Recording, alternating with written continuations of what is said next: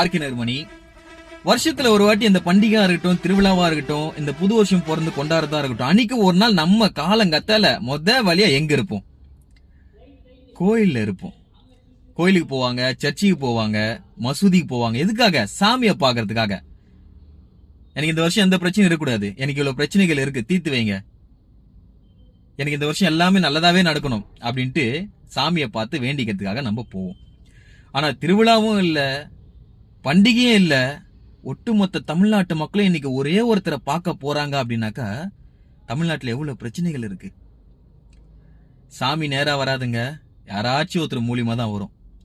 So அதனால வேண்டிக்கங்க, நல்லா வேண்டிக்கங்க.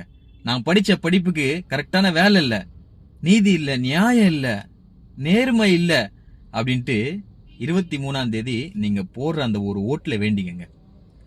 செய்து முடிப்பார் தமிழக வெற்றி கழகத்தின் தளபதி விஜயன் அவர்கள். சின்னம் விசில் மறந்துடாதீங்க.